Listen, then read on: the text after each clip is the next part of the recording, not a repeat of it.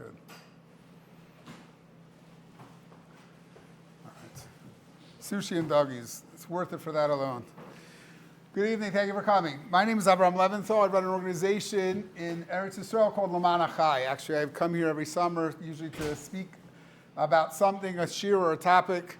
And this year is no different. The highlight of my year, I told Reb Judah that I'm supposed to come to inspire, and I always leave inspired from year to year. You people are malachim.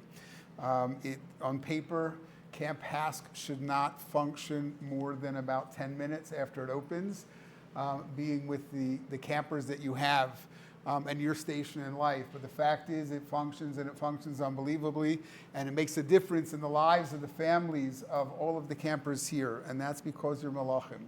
So therefore, you are not bound by normal things, by normal human events and history.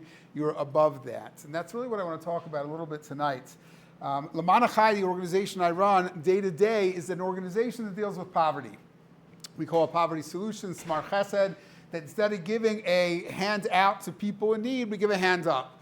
And our day-to-day mandate is to really help people through and out of crisis and to prevent crisis in communities by doing job development, business development, financial restructure, debt restructure, helping people with therapies. That's what we've done for almost 25 years. But since October 7th, we have an additional, not instead of, but in addition to, a new role very much involved in the war efforts in Israel. And I want to talk about that for a minute. There are events in one's life, and sometimes in a national or an international level, that alter their being, that alter their reality, and possibly even their destiny. For instance, FDR, Franklin Delano Roosevelt, had a very famous line when he talked about Pearl Harbor. And he said that December 7th, 1941 is a day that will go down in infamy.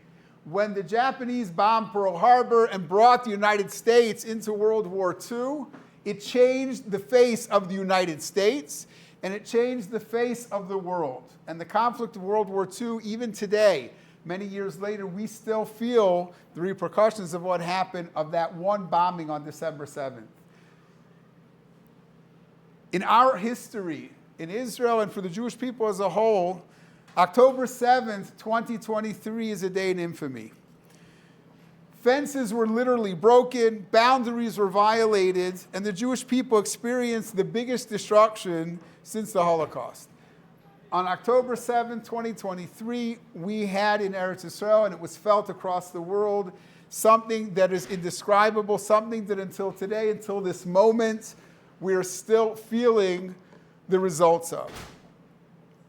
Families were torn apart, people were ripped from their beds, literally, and terror struck within the heart and the heartland of Klal Yisrael and the Jewish people. But the Jewish people of October 6th and the Jewish people of October 8th are very different. If you know what was going on before October 7th, there was a tremendous amount of strife and discord in Eretz Yisrael. There were fights going on to the point where they thought there was going to be a civil war by the end of Sukkot, this past Sukkot. On Yom Kippur, one group of people decided to have a public davening in the square in Tel Aviv, and another group of people on the other side came to interrupt them, even physically, from what they were doing. Then came October 7th. October 7th, by the way, followed the 50th anniversary to the day of the Yom Kippur War, when Israel was caught by surprise by this attack, by this mobilization of Egypt and other countries. So everyone in Israel, my wife and I know, my wife is here as well, we went to see the movie Golda during Chol Hamoed Sukkot. And what did I say when we walked out? I said that this Friday is the 50th anniversary from the biggest surprise in the history of Israel. I can't imagine that we're not going to be on guard, that there's not going to be 25 to 50,000 soldiers on the border, that there are not going to be helicopters and drones all through the day that Friday. And on Shabbat, we woke up to sirens, we woke up to infiltrations. Unfortunately, or fortunately, in the shul that I daven, we have many people that are in Hatzalah and in the armed forces that were called up on that day, 7:30, 8 o'clock in the morning. They were called to their bases. Reservists were called in order to defend the Jewish people in Eretz Yisrael and possibly to defend the Jewish people all over the world. The Jewish people that emerged on October 8th are a different Jewish people. There was no longer a left and a right. There was no longer religious and not religious. There was no longer any differences. As a matter of fact, one of the most infamous left-wing newscasters in Israel, who could not open her mouth without saying something negative about the Jewish people, about the Torah, about Eretz Yisrael and our hold on Eretz Yisrael, from October 8th until today, it's as she was inhabited by a dibbuk. The words that come out of her mouth are only pro-Israel, only pro the Jewish people. Unfortunately, it took an October 7th, but for the most part, we are in a different position, a much better position than we were then. 300,000 reservists were called up overnight. Thousands of families were misplaced from their homes, either by the government, who said you can't safely live there, or they themselves decided to move. We have an office. Lemaan Achai is based in Beit Shemesh. We work all over the country. We have an office in Sderot. So my office manager in Sderot has lived in Sderot for many years. She's raised her family there. She was stuck in her safe room for 3 days with terrorists outside. She could see in the security cameras on her phone that there were terrorists outside. It took 3 days from Shabbos until almost Tuesday morning for the security forces to bring her and her family out. And she told me that for all of the years, every time there's a red siren, a red alert, it means there are incoming missiles. You run into the shelter, you run into the safe room, you make sure that everything's closed, and then 10 minutes later, it's over. She said now when there's a red alert, it's different. That means there are terrorists outside. Her children freak out. There's PTSD. They won't go to the bathroom by themselves. They don't want to go to school. They don't want to leave the safety of their home. So the Jewish people in Eretz Yisrael, and again, we know here, even in America, what's going on college campuses, what's going on today. Prime Minister of Israel spoke in Washington today, the protests that were going on. And in Americans, non-Jewish Americans, should be scared for their life because it wasn't just, Hamas is coming. It's not coming for the Jews in America. Hamas is coming for the Americans in America. American flags were burned next to Israeli flags today. So we're in a very, very different position. But I don't want to concentrate on that negative. I want to concentrate on the positive that comes out. The Jewish people from October 8th and on. The Achdut, the stories that I'm going to tell over to you that show where we are today and what brought us close. And the fact is that the war should be over tomorrow. The war in Gaza and the imminent war on the border in Lebanon should be over before it starts. However, the positive aspects, the Achdut Yisrael, the caring for one another, that's something that we must take with us. So the question people ask me is, how does a tzedakah organization that deals with poverty get into the war business? How did you get into the war business? And the answer is that we have over 500 volunteers nationwide who do all kinds of things. In 2006, in the Second Lebanon War, we were called to action, Lemaan Achai, because we have the ability to get volunteers to do things, and we were helpful in refugees from the north who were under Hezbollah attack to come to central Israel and be taken care of. So therefore, this war was no different. And on October the 8th, I received a phone call from the supply commander in the Central Command, which is the area of Yerushalayim, Tel Aviv, Modi'in, those areas that are not north and not south, the Central Command. And he said, we have 300,000 reservists that are called up. We need two things that are very important. He said, we need power lamps, which go on like a headlamp, which goes on a helmet, and we need power banks to power up cell phones because the country is out of them. We're a country of 9 million people, 1/3 of our children. How many power banks and headlamps do you need on a daily basis? Now 300,000 reservists need them. I need you to get them, Rabbi. So I said, I'm a tzedakah organization. He says, no, I understand. I heard you can do it if you want to do it. So I set on the quest for the holy headlamps. And I called place after place after place, and I couldn't get. So I called someone, a volunteer, his name is Baruch. Baruch is from the heart of Texas. He's got a heart the size of Texas. And I said, Baruch, he's an ex-Marine. He had a tattoo. He has a big, big shotgun in his back window, literally, like from the heart of Texas. I said, Baruch, I need 1,000 headlamps and I need 1,000 power banks. He says, what do you want from me? He hardly speaks Hebrew. Where am I going to get them? I said, if anyone can get them, you can get them. And he set out to find them. An hour later, Baruch calls me and he says, Rabbi, I found 1,000 headlamps and 1,000 power banks. If you pay them, in 2 hours I can pick them up and I can bring them to the central command. I said, okay, I need an invoice. My bank is not going to give 100,000 shekel bank transfer without an invoice. He goes, I'll get it for you. 20 minutes later, I get a WhatsApp. And on the WhatsApp is the invoice made out in Hebrew to Brad, Beis Reish, Aleph Dalet, for 108,000 shekel to make this transfer to the company. I said, who is Brad? He goes, oh, Rabbi, that's my English name. I said an invoice, and they said, what's your name? So I gave them my legal name. I said, no bank is going to give me anything in the name of Brad. I need something in the name of Lemaan Achai. I need something official. He says, okay, I'll go back to the company. I wait another half hour. He calls me back. He says, I got bad news. Someone came with cash, took all the power banks, took all the headlamps. You're out of luck. I said, I told the commander that they're going to be here. I said, let me call the company. It's no good. I spoke to the office managers. He said they're out. So I said, let me try. So I called the office manager, and the woman says, oh, Miza, ata Brad? I said, I'm not Brad. My name is Leventhal. I'm from Lemaan Achai. She goes, no, too bad. Someone came and bought them. I said, did you take this order? She says, why do you want to know? She said, how do you give away 108,000 shekel order without talking to someone first? She was actually, it wasn't me. It was the manager of the company. He took the order. He gave it away. Yell at him. But it's not going to help because we don't have them. I said, please transfer me to him. So she transfers me to this person, and I introduce myself. My name is Avraham Leventhal from Lemaan Achai. He goes, oh, Rav Leventhal. I said, yeah. He goes, Zeh Yoshua.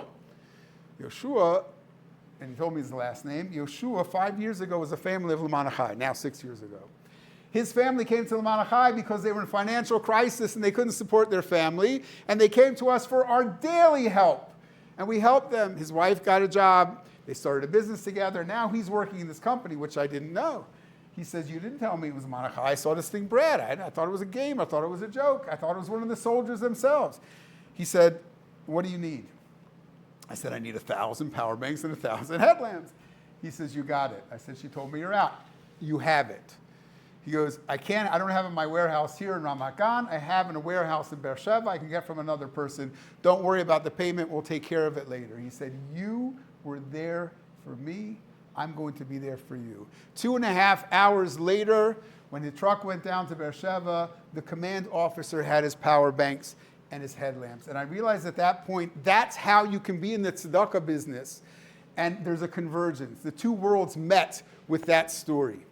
And I realized then that we have a mandate not only to help people in poverty. When you're in chesed, when you're a person who does for other people, you have to do whatever needs doing. And that started what I will call our war business. The next group of people that came were 258 families from Netivot, Ofakim, and Sderot, who were either forcibly evacuated from their homes or by the government, or they decided that they don't want to live under rockets and terrorists. They came to central Israel, to Beit Shemesh, to Yerushalayim, to Netanya, to Modi'in, and they literally pulled up at our offices by the van load. We have to find them a place to stay. We have to get them food, pots and pans. Some of them came with just the shirts on their back. They have no appliances, nothing. So a group of people, again, more volunteers, and I'm mandated that I can't do any less for the poor people than I'm doing. So 150 new volunteers stepped up to the plate, helping these people with appliances. And the Jewish people, again, came to the rescue. I had people calling me from America who either have vacation homes in Eretz Yisrael, own an Airbnb, or were in America for Sukkot, and were now extending their vacation because they couldn't fly home. Guy lives in Rehavia in a $20 million apartment in Rehavia. 3-story apartment house. He says, it's yours. He goes, I'm going to be gone for another 4 weeks. Give it to any family. I said, I'm not giving a $20 million house over to a stranger. He goes, you have my total assurance that I'm not going to get angry even if everything gets broken.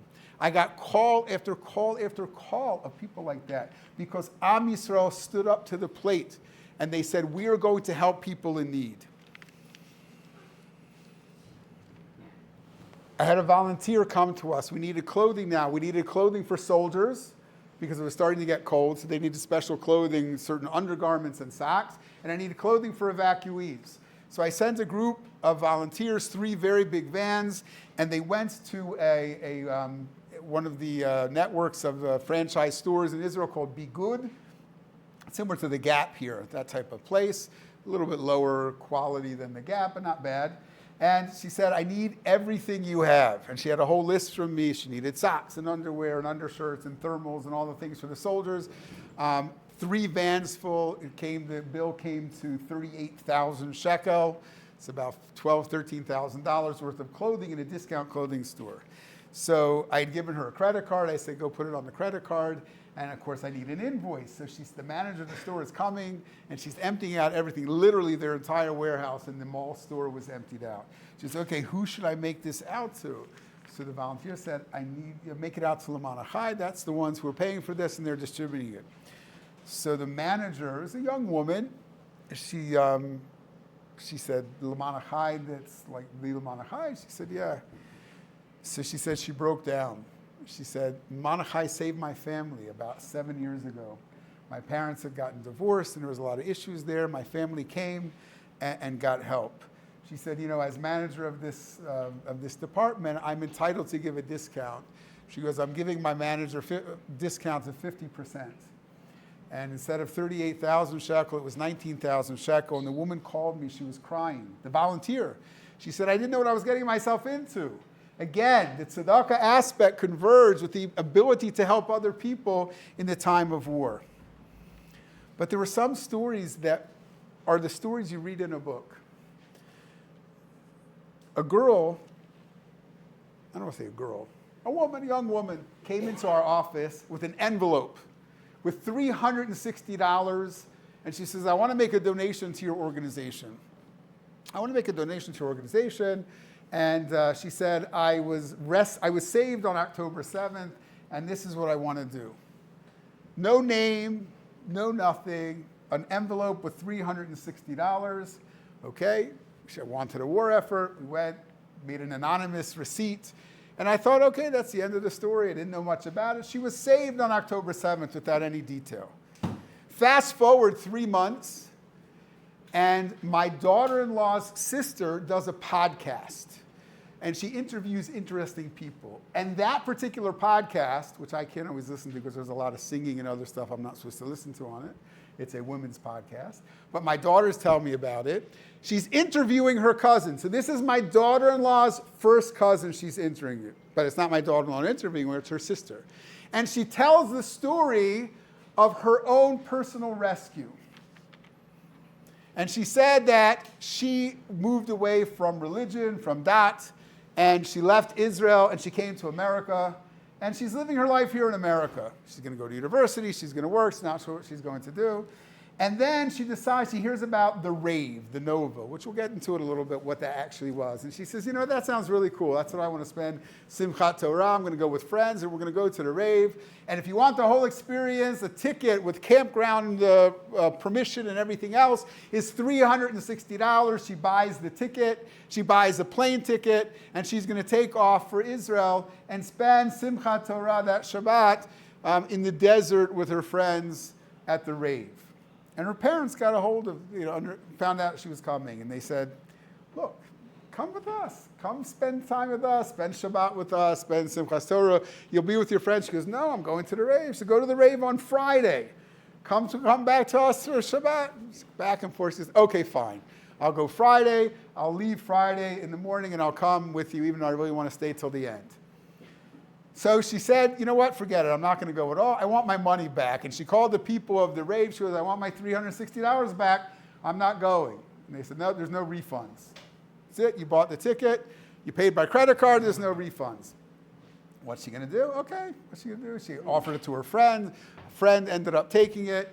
She was home with her family that Shabbat Simchat Torah. When she realized what happened and what she was saved from, she said, the $360 I want to give to tzedakah, and she gave it to Lemaan Achai. So, because of my daughter-in-law's sister's podcast, that's how I found out of that anonymous money that was in the envelope.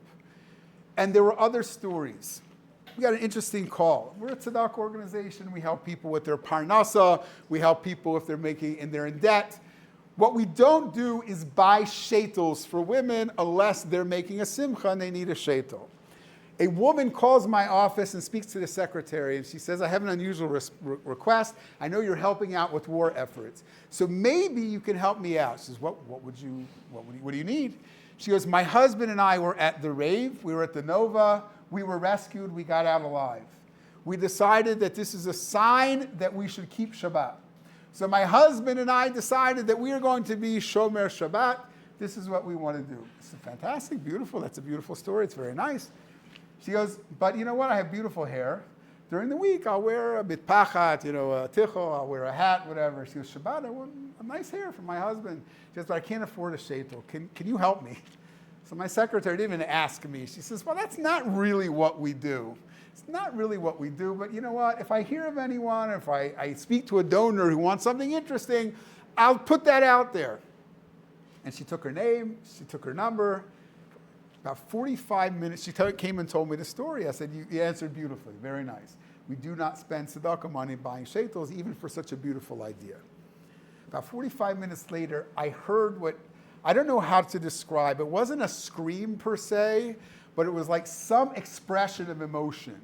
And I ran downstairs from my office to my secretary, and she's almost as white as the sheet of paper here. I said, everything okay? I said, what happened? She goes, remember the story 45 minutes ago, the woman who called? I said, yeah. She goes, I just received another phone call. Now, I've run in this organization for 19 years. I've never had the following. Woman called and she said, look, I cover my hair, I'm a religious woman, but you know what? I'm downsizing. I want to go from wearing a shetel to wearing a mitpachat, a tichel. And I have 3 beautiful human hair shetels that I would like to donate to someone. Do you have any use for 3 beautiful human hair shetels? So that's where my secretary let it happen. 19 years, I've never got a call request for a shetel. 19 years, I've never got a request to donate. Within 45 minutes, the shidduch was made. The woman came, brought off the shetels. And I see how, again, when HaKadosh Baruch Hu wants something, when we're there, when we want to do something good for something, things happen. But sometimes that's the book story. If I didn't experience that story, I probably wouldn't believe it. But I experienced it firsthand. But then there are the little things that aren't such little things. I got a call from someone who's a son of a friend of mine. He was called into the reserves. He had a very difficult job. They were identifying body parts. That was his first job. And there were 35 reservists who were brought into a base. And it's getting cold already. It's Sukkot time. He's brought into a base. And there's no beds, there's no mattresses. He said, we're sleeping on cardboard to keep the bugs and the moisture from coming through. So he wants to know if I can get mattresses. So again, just like the power banks and the headlamps, try to get mattresses when everyone in the country needs mattresses, not only for soldiers. We're also providing mattresses for evacuated families.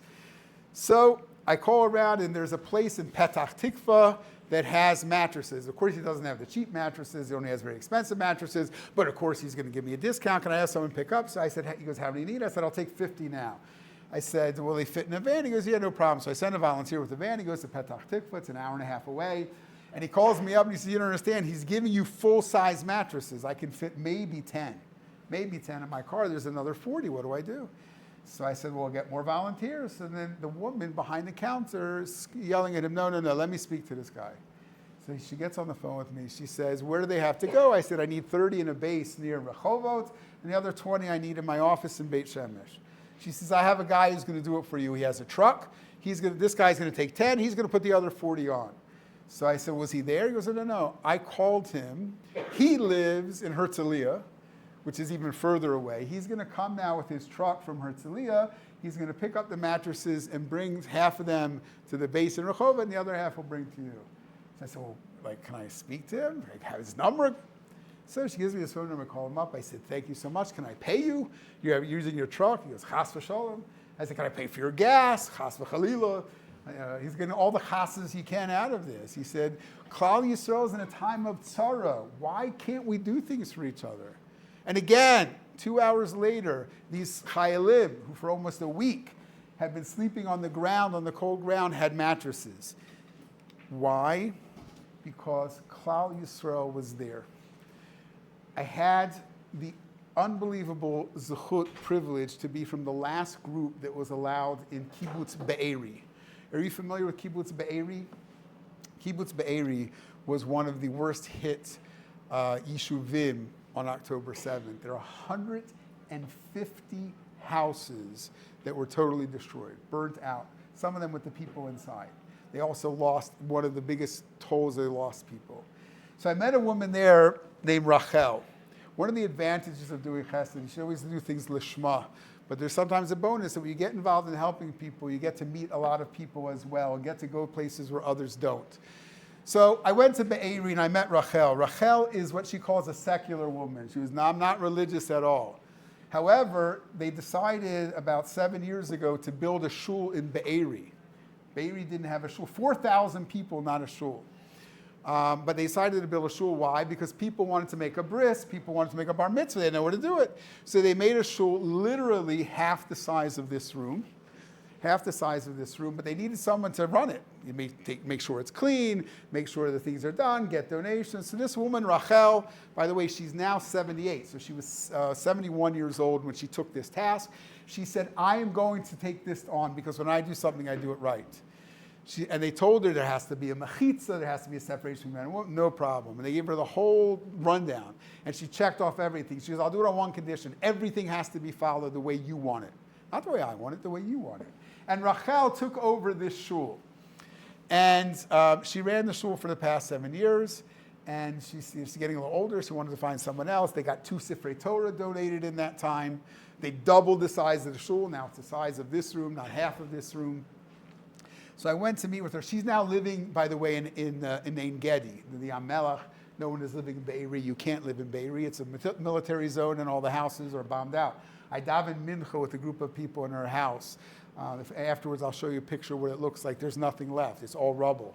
So she told me the following story. This is a secular woman in Israel. Secular woman in Israel. She said a guy called her up, knows about her story. She says, I'm getting married. And the custom is to put ashes on your forehead. She goes, yeah, I know this much. I'm not that dumb. He says, I want to take ashes from your house at my wedding. Your house to me is symbolic, better than the other ashes. She goes, well, one thing's for sure, I got plenty of them. So go ahead and take all the ashes you want. Now, this is a religious guy. He goes down to Be'eri. He gets into the military checkpoint, and he goes to her house to get ashes, and she receives a phone call from him from the inside of her house. Remember, she's in Ein Gedi. And he says, you're not going to believe this.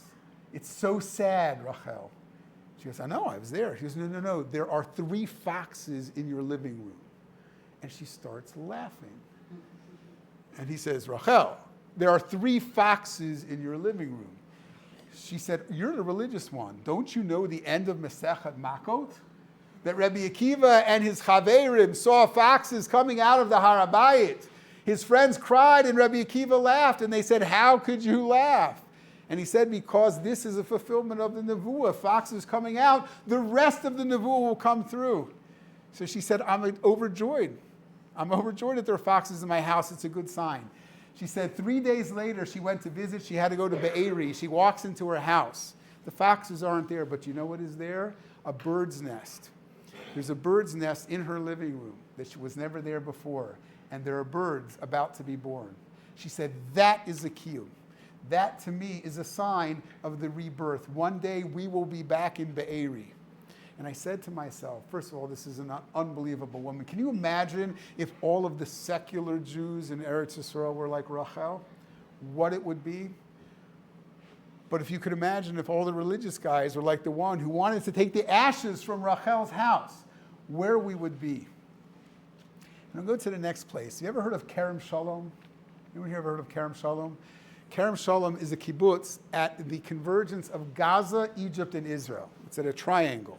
When you go into Kerem Shalom and you get through the front gate, if you go all the way to your left, you're at the wall with Egypt. And if you go all the way to your right, you're at the wall with Gaza. It's actually kind of cool. You get all 3 at once, Israel, Gaza, and Egypt. They were infiltrated on October 7th with about 59 Hamas terrorists. 9 of them were taken out by the security guards there.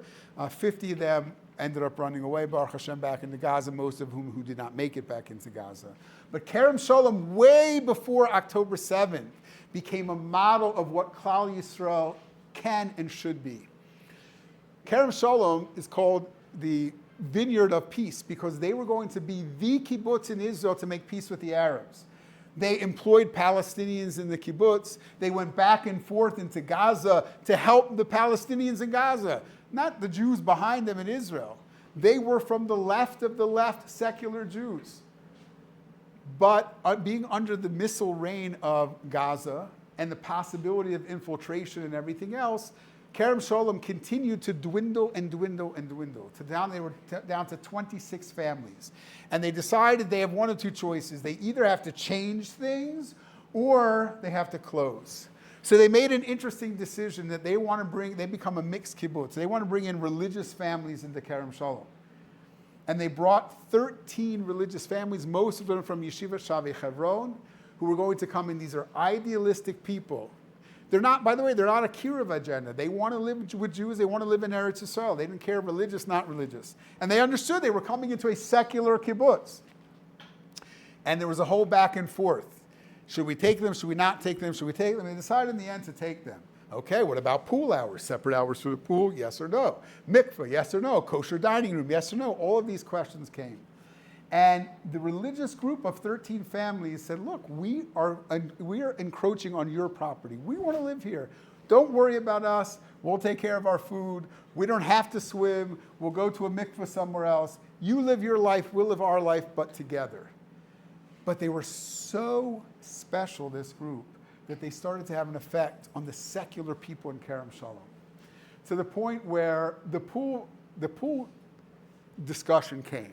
And all of the discussion in the pool were within the secular group.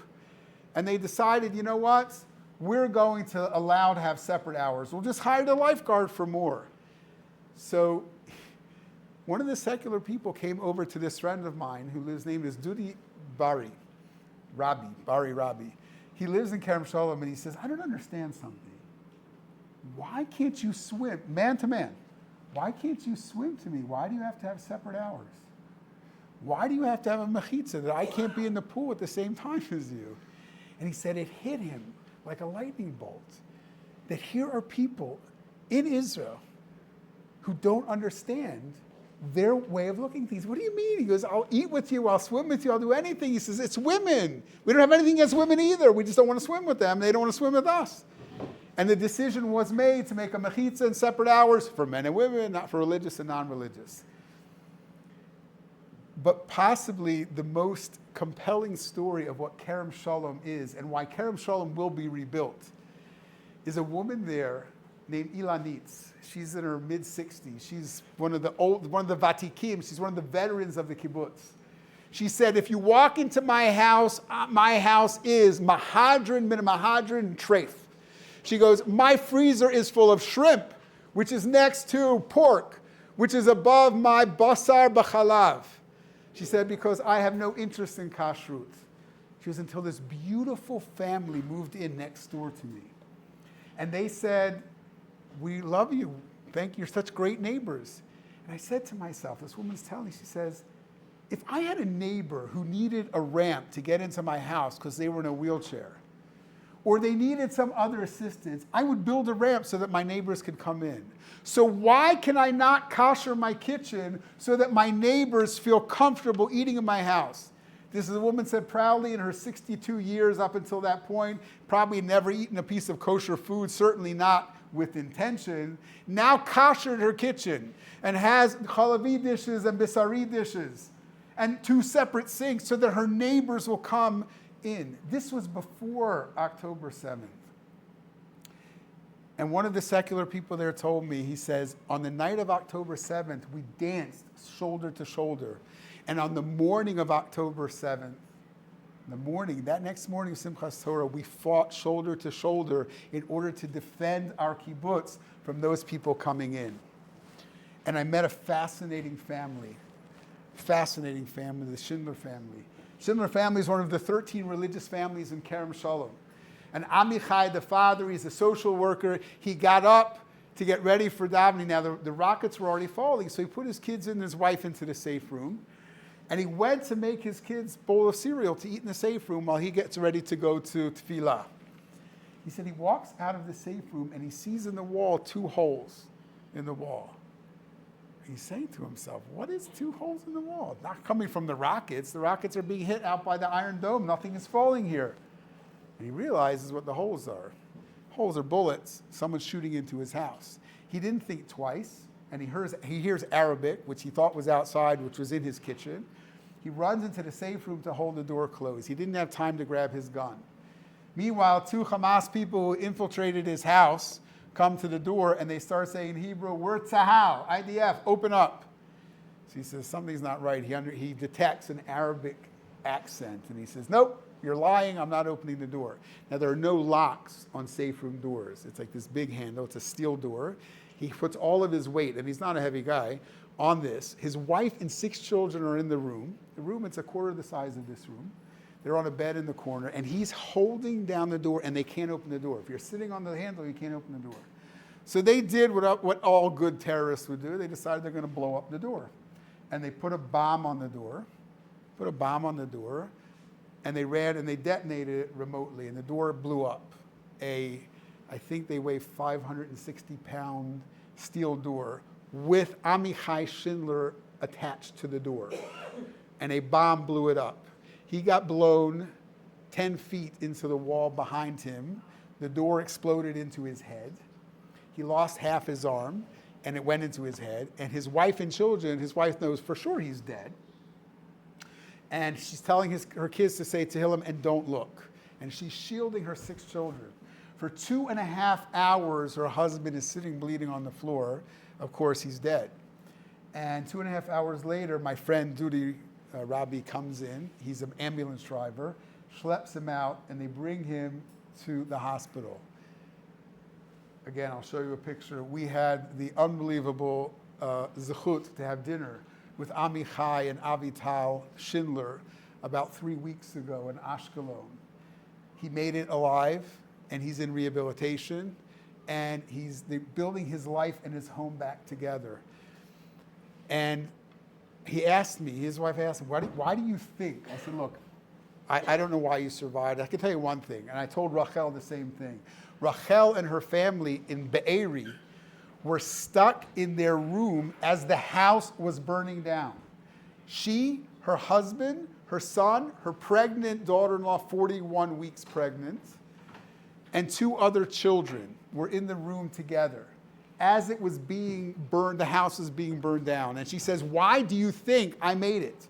Why do you think I was able to make it? I said, Rachel, because you, the non-religious woman, took upon yourself to have a shul for people in Be'eri, to have a bris, to have a bar mitzvah, and you have a question. I said, if you didn't tell me the story about the fox, I wouldn't tell you that, because you may not believe it. But if you believe the story of the fox and you understand a nevuah, then you can understand how you are protected by what you did with the shul.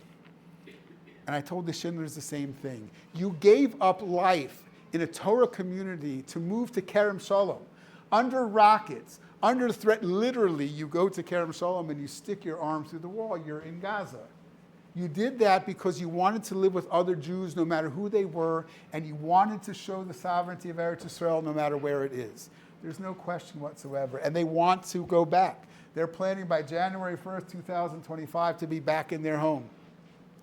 Every week, Avital Schindler, these are people who he goes to rehab in Tel Aviv, Ramat Gan, 4 days a week.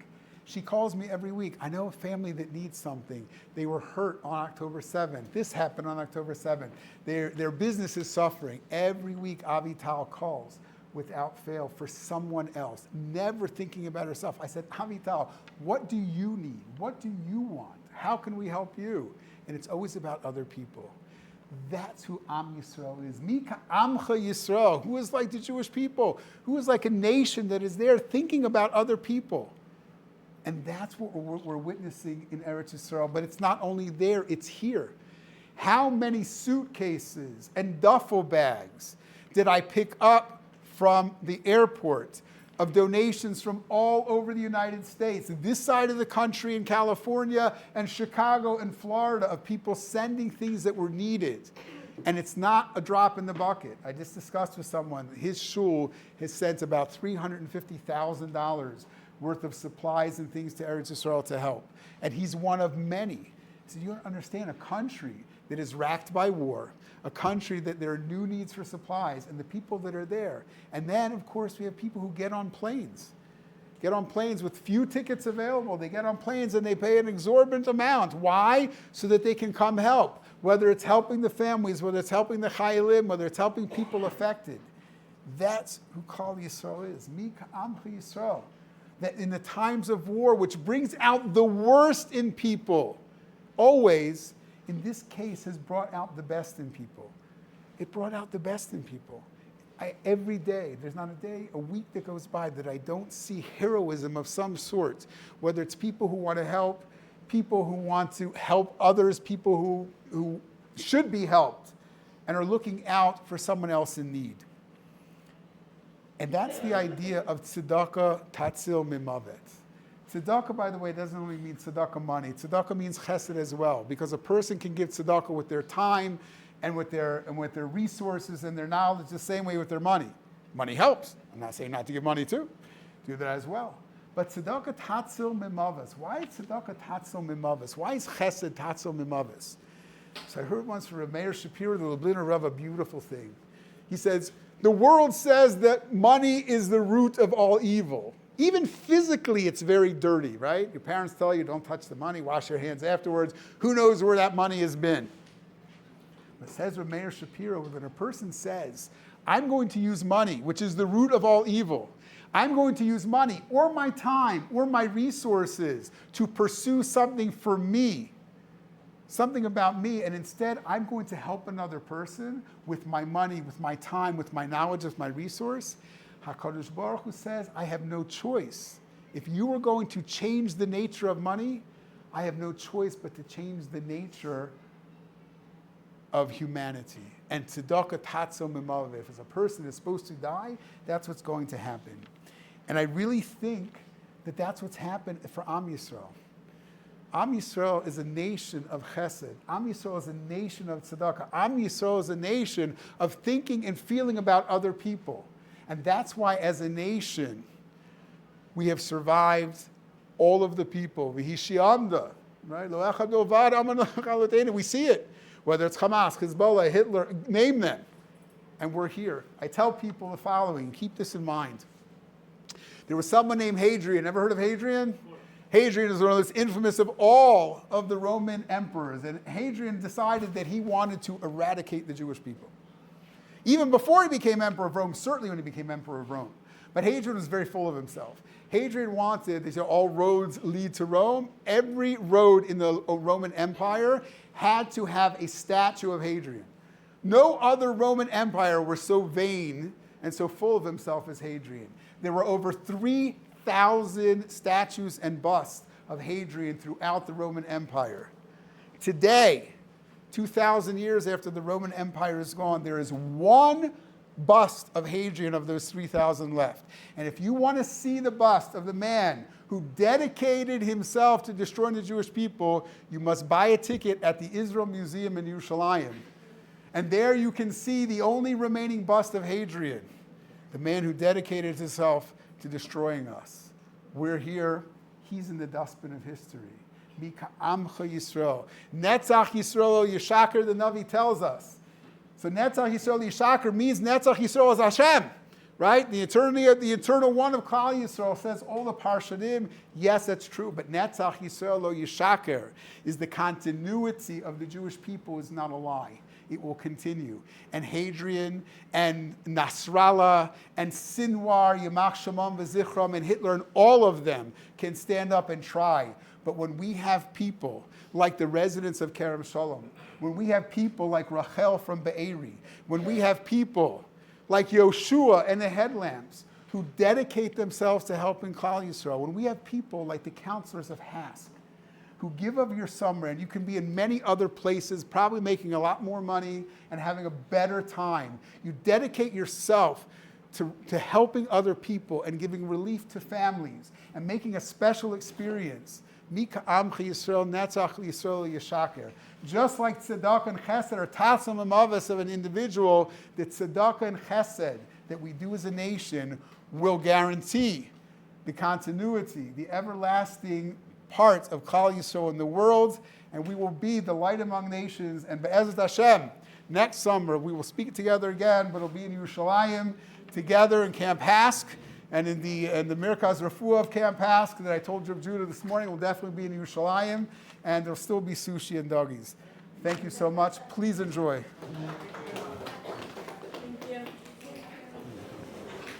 Thank you.